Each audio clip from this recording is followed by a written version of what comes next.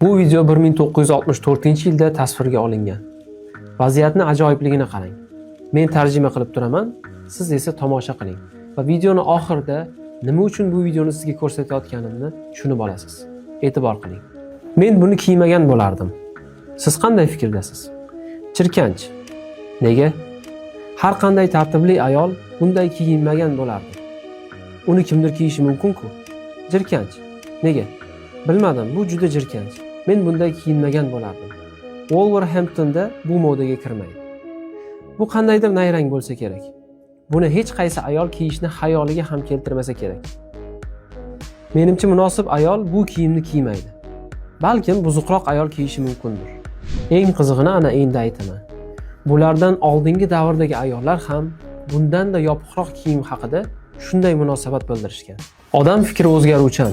10 yil oldin to'g'ri deb hisoblagan narsani hozir noto'g'ri deydi. Shu sababdan aqlga emas, balki undan-da kuchliroq narsaga suyanishimiz kerak. Nimani nazarda tutganimni menimcha tushundingiz.